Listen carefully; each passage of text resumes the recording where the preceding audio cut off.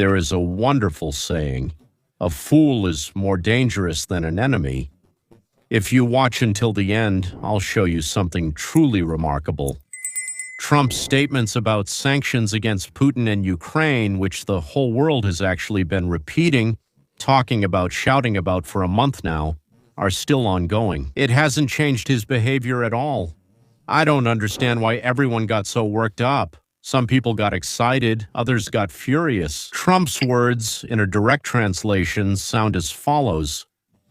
If an agreement is not reached, I have no choice but to impose high taxes, tariffs, and sanctions on everything that Russia sells to the United States of America.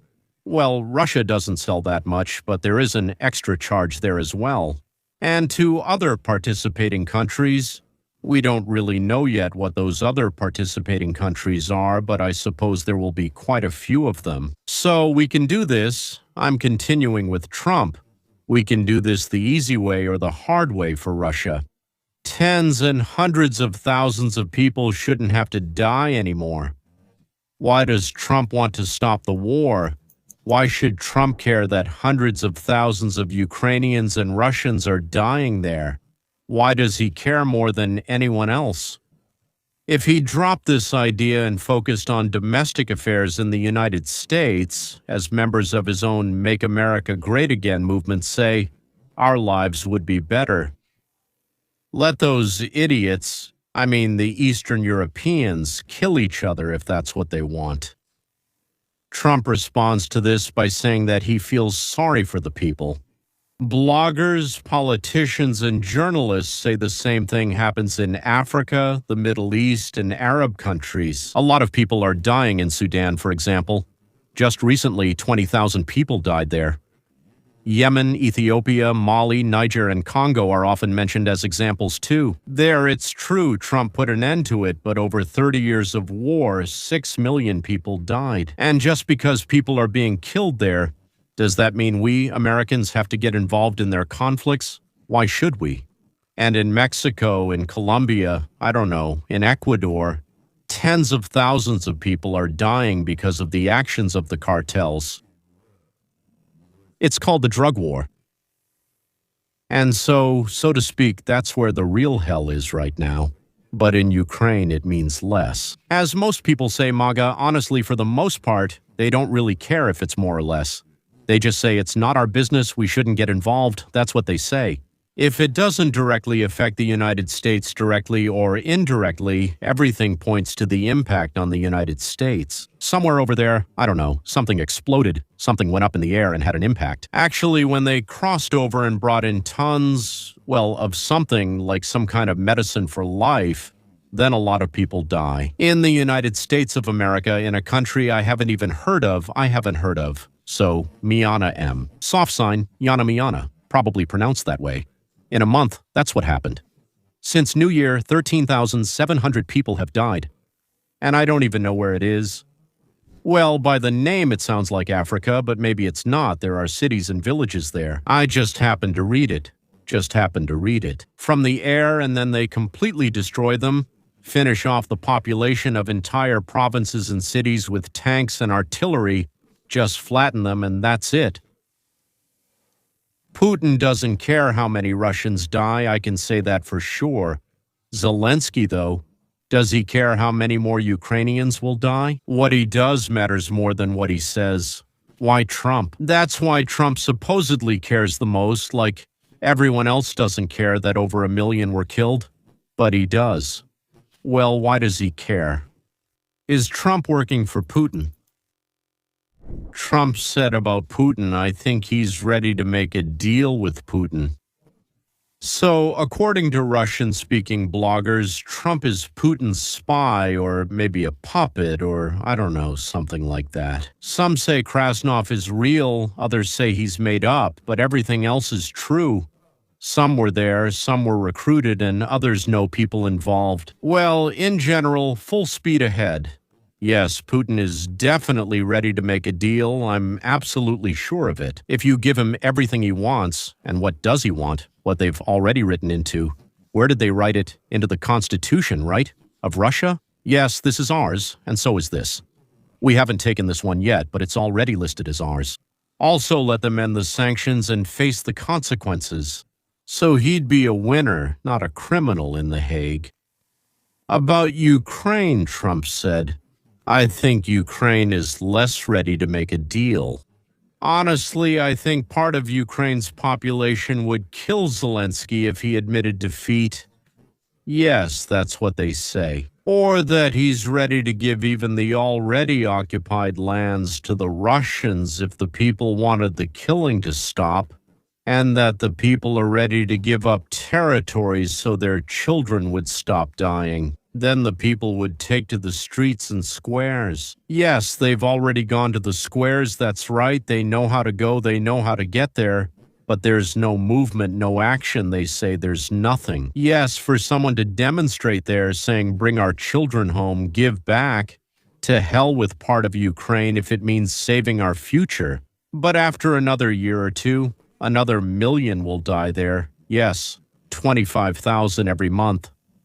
600,000 in a year, well, a million, yes. In 2 years, a million have died. These are servicemen aged 25 and up, officially 25 to 60, though there aren't many who are actually 60. Who are there? Practically all the people there are from the generation that should be rebuilding the country. Without them, nothing works.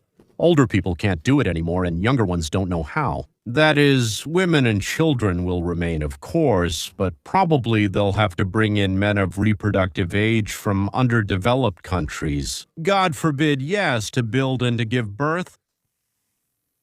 But then, of course, they'll be giving birth to dark-skinned children. There are no protests or action for our children's lives. What does Zelensky say? No one wants to stop. Take the war, well, until the Russians are expelled from all of Ukraine's territory, or until all able-bodied men in Ukraine are completely destroyed. That's why Ukraine, which is unable, can't, and hasn't managed to drive the Russians out on its own, and hasn't found anyone who would do it for them or with them. Yes, it turns out to be what is called in English a catch-22. That is, well, when there is absolutely no way out. Or maybe until everyone just twists the truth. Well, I mean, those who can carry weapons and pull the trigger until they all pass away, there doesn't seem to be any other option. Catch. Trump doesn't want to give the impression that nothing will work out, that nothing will succeed. Yeah, he repeats it like a mantra. The resolution of the conflict is approaching. So if no real steps toward peace are taken, Russia will face taxes, tariffs, and sanctions. As Trump said, I'm going to do Russia, whose economy is collapsing, and President Putin personally a very big favor, said Trump. I will help you make a deal and stop this ridiculous war. Immediately, all of Ukraine was outraged and cursed Trump, once again saying that this is a sacred, not a ridiculous war. The Ukrainian press and politicians are doing everything possible to make the people hate Trump and everything he does. Everything he proposes, so that under no circumstances would they agree to any of his suggestions. After the end of the war, from the latest statements of well-known Ukrainians, it became clear that their main enemy is actually not Putin, but Trump. Officials profit from the war in ways that aren't possible in peacetime. They make money in peacetime too, but nowhere near as much as during the war. But the mothers whose children are at the front, or whose husbands are about to be caught on the street and taken away, basically to their doom. For some reason, they hate the slave. This is an absolute mystery to us, the United States of America. Is it really possible to be so brainwashed? Probably it is possible. Trump stops Russian tankers. Well, he breaks them up, seizes them, hits them, splits them up, I don't know, does whatever he wants to.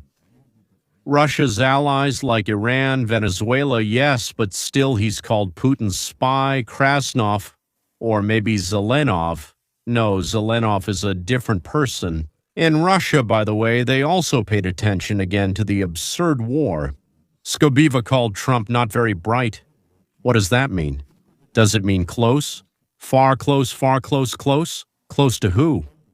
Does Skobiva know if the Federal Security Service is aware? Because the fight against Ukrainian fascism, well, he called it absurd.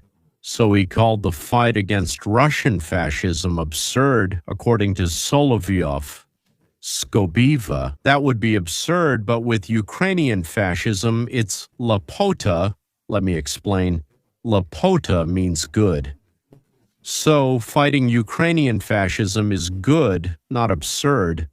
But fighting Russian fascism, well, basically Putin's fascism, that's absurd, meaning bad, yes, disgusting. It should be punished. Well, if you fight against Russian fascism, against Putin, it should be punished, of course, and punished harshly. Skobiva will denounce the verdict. Interestingly, when asked why the United States' efforts have not yet succeeded, Trump answered with one word: Zelensky. He didn't say anything else. There's Lavrov, Skobiva, I don't know. There's Medvedev, Putin, Shoigu, and who else is there? If Ukraine refuses a peaceful settlement, it could easily be left without United States assistance. What solution does Trump see to this situation? Actually, the fact that he's even thinking about it, that's fantastic. What business is it of his? Very few people in America truly understand this. So the solution that Trump sees, Trump's plan, is first, a major comprehensive agreement between the sides, not just a temporary truce. Second, Ukraine's refusal to join NATO. For the foreseeable future, no one will ever ask, yes, you could write never, of course, but that's complete nonsense. Yes, no foreign contingents or long-range missiles will be deployed on Ukrainian soil for the foreseeable future, and there will be limitations on Ukraine's armed forces. I can't recall if it's 600 or 800,000 servicemen. By the way, I think all of Europe, the European Union with a population of 550 million doesn't have that many, but Ukraine, of course, needs more. They need 1 million, or even 2, or even 3. Third, the gradual lifting of all sanctions from Russia. Fourth, Russia keeps Crimea and the entire Donbass. Well, that's the Donetsk and Luhansk regions, including those parts of the regions that are still controlled by Ukraine. Fifth, in the part that Russia hasn't captured, a demilitarized buffer zone is created, which is internationally recognized as Russian territory, but is physically controlled by international forces and contingents. I don't know exactly how, yeah. Kherson and Zaporizhzhia are divided, so to speak, into two parts along the current front line. That is, it is de facto recognized that all territories south and east of the front line remain with Russia. The rest of the territory remains under the sovereignty of the state, the sovereign state of Ukraine. Well, like Finland once did, and as Switzerland has, it becomes a neutral state. Russia must withdraw all its troops, if there are any, from all the territory that is designated as Ukrainian sovereign territory. Russian frozen assets, there are about $280 billion, I think, and they should go entirely or mostly to the reconstruction of Ukraine, but as Russia's contribution, as a contribution. The owners of the money, Russia or whoever owns it, will receive profits from the enterprises built with their funds. The investments go through a special fund under the control of the United States, and Trump said that he will control it. Thus, Russia gets involved, or rather, Russia becomes interested in the restoration of Ukraine's economy. I think this will allow Ukraine to compete with Germany, France, Northern Italy, and also with Russia. Of course, the Europeans really don't want this, and that's why they're doing everything they can to push Ukraine into the European Union. When they talk about Kovrishko and everything else, they forget to explain why. Is it so that Ukraine doesn't naturally develop into a competitor, and to allow these funds to be stolen and to sabotage the recovery? The main task of the European Union right now is not to let the giants allow the war to stop, and if it does stop, then to drag Ukraine into the European Union. And that means making decisions together with Ukraine, with the European Union at the helm, and so on and so forth, decisions that would benefit Western Europe and not Ukraine, because the main thing is not to let Ukraine turn into a powerful hub, as they say. And all of this is a tangle of interests of different players, and Ukraine, because of the foolishness or greed of its leaders, from the girl with the braid to Zelensky, allowed itself to become a battlefield for these often conflicting interests. The conclusion is, as long as there are no mass demonstrations in Kyiv every day for many weeks demanding an end to the war, Ukrainians will continue to be killed. The genocide will continue. The gene pool will shrink, and the territories that have not yet been seized will be taken over by the invaders inch by inch. Simply because they have more people, more ammunition, more equipment, and unfortunately, much more of everything else, including a lot more money. And here is another danger. The Kremlin's appetite will grow with its victories, and the United States more and more in the run-up to the elections and due to the internal political situation will be withdrawing from the conflict, switching to where it's more important for us or to where we are less hated. By the way, that also has an impact. The flow of hatred from Ukraine doesn't increase our willingness to make sacrifices, even small ones. Yes, from the Ukrainian point of view, it's just a small sacrifice, but why should we really? Yeah, why should we tighten our belts, so to speak, even one more notch just to help stubborn and not very rational Ukrainians who, to put it mildly, hate us? Gentlemen, I have a request and a suggestion. So, write down which topics interest you, whether it's something inside the United States or about the United States' relations with other countries or what's happening elsewhere. If you want, write down the topics that don't concern you and why. I'm asking while watching a video, let's say there. I usually check back in 2-3 hours to see how it's going, what people have written to me there, and I try to respond to something there. Usually after about 3 hours, I check and see one video has 15,000 views, 5,000 per hour, which is pretty good. Then I look at another one and there are 5 people per hour are watching, so wow, that's a difference, yeah, about 2.53 times. And I don't always know why. So maybe you can help me understand which topics are more interesting to you. From what angle? Right, please, and subscribe, leave a like, and all that. Yes, but it's very important to me, so let's try to figure it out under this video. What exactly interests you the most? Because a huge amount of information kind of flows to me. I still can't process all of it, but I can choose. Like, oh, this caught my interest, and here I'll be, and this is a topic that's interesting to people. This is interesting to me, but not so much, so to speak. Maybe I'll make it the third topic today, or just mention something about it. Yes, in any case, we'll finish here. And I've already been talking for so long, so yeah, there was one more thing I promised you and was going to show at the end. Do you want to see how to prolong the bombardment of Ukrainian cities and the deaths of hundreds of thousands of Ukrainians? Watch and tell me, here's the speaker, what you're about to see. Yes, he's drunk. The second option is that he ate some kind of mushrooms or got high. Because from my point of view, there can't be anything else. It's one of the three, there's no fourth option. He didn't just crawl out of some stinky alley, relieve himself after some beer, and then come out and say, yeah, but see for yourselves.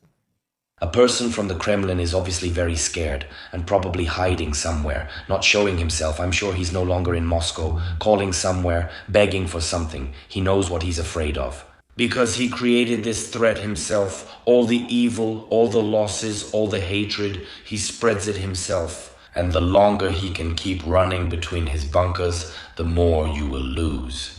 All of you, everyone connected with Russia, what are we going to do? We are Ukrainians and we will defend our country, we will defend our freedom, we will not be silent and we will not stand by. We know how to win and this will be our victory in this war, definitely. And what will you do? Yes, The longer your troops stay on Ukrainian soil, the more destruction they will eventually bring back to Russia. The longer this person stays in the Kremlin, the more disasters there will be. Exactly, that's how you should speak if you want as many of your compatriots to die as possible. You know, a fool is much more dangerous than an enemy. Goodbye, goodbye.